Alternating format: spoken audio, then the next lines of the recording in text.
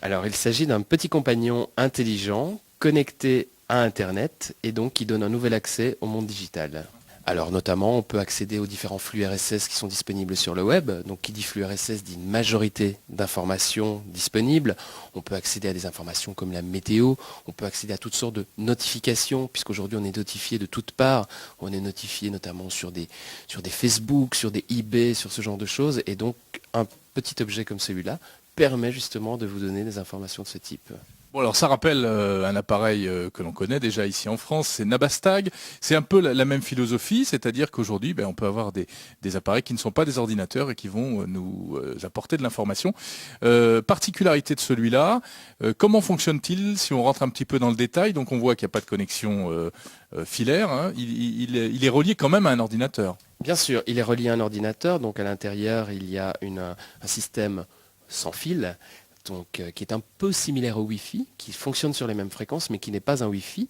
Et la grande différence ici par rapport à notre compétiteur, par rapport à Nabastag, c'est une connexion, justement, non pas avec une borne Wi-Fi, mais une connexion avec votre PC au travers d'un petit bonhomme ici, d'un petit poisson. Voilà, on le voit, donc ce petit poisson qui sert de routeur, enfin de pont de connexion avec le pingouin. Avec le PC, c'est ça. Donc entre le PC et ce pingouin, il y a ce petit poisson qui établit cette connexion sans fil et qui vous permet en fait d'amener votre pingouin partout dans la maison. Alors pour utiliser ce pingouin, le Tux Droid, il faut donc passer par l'ordinateur et là, vous programmez vous-même ce que vous appelez des gadgets. C'est ça. Donc il y a un petit logiciel de configuration qui vient avec le produit, logiciel de configuration qui se télécharge sur Internet. Donc il est régulièrement mis à jour. Alors on fonctionne justement en gadget et attitudes.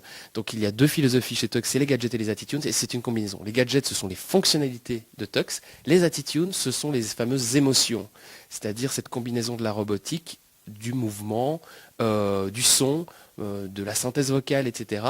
Et donc finalement cette combinaison entre les gadgets et les attitudes crée un petit peu la magie du pingouin.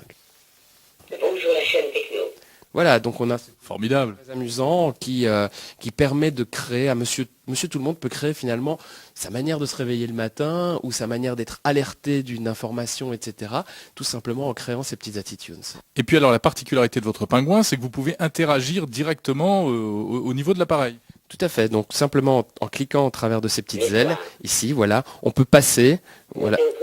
Voilà, puisqu'on vient de Belgique, donc il fallait quand même le rappeler. Donc voilà la météo de Bruxelles. Donc on peut passer tout simplement email. On peut simplement balayer les différents gadgets les plus utilisés quelque part. D'autre part, la configuration permet de ne balayer que les plus utilisés. Parce que si un jour vous avez téléchargé dans votre librairie 50 gadgets, vous n'avez pas envie de balayer peut-être ces 50 gadgets pour trouver le bon. C'est simplement les favoris, les gadgets favoris. Donc on les balaye simplement en cliquant au travers des ailes. Une fois qu'on a envie de lancer ce gadget, on lui pousse sur la tête sur le petit bouton.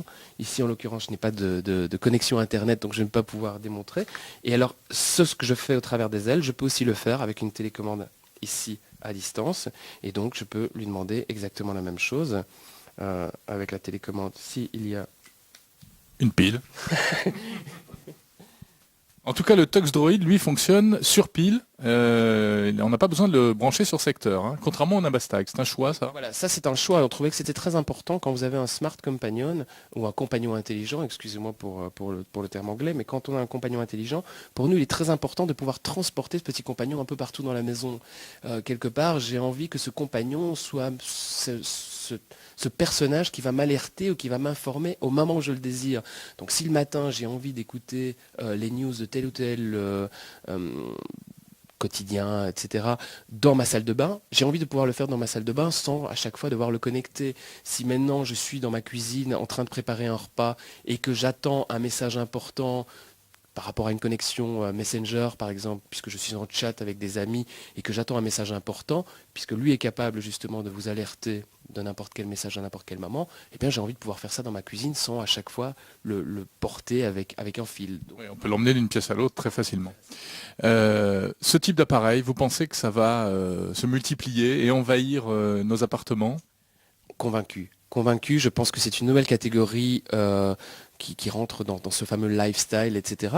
D'ailleurs, on est très content de voir que d'autres font ce genre de choses. Je veux dire, que le fait qu'il y ait Nabastag, le fait qu'on soit là, je pense que c'est très important qu'il y ait plusieurs acteurs sur ce marché. Et puis on le voit aussi au travers de ces petits objets robotiques. Il y a de plus en plus de robots qui apparaissent sur le marché. Les robots ont la tendance aujourd'hui. Les robots ne sont plus simplement un rêve de japonais, mais un rêve un petit peu de tout le monde. J'ai pas l'impression qu'on veut vivre avec un robot à la maison. Je ne crois pas qu'on a envie absolument de vivre avec un petit robot. On a envie de vivre avec un petit compagnon amusant qui vous apporte du fun et qui peut vous aider dans, je vais pas dire, peut-être, ça peut être aussi dans des tâches ménagères. Hein. Il existe des aspirateurs ménagers. Celui-là, il fait pas encore la vaisselle ni le ménage. Non, c'est un peu dommage. Par contre, là, ça m'intéresserait de l'avoir en train de faire la vaisselle, oui. Oui, oui.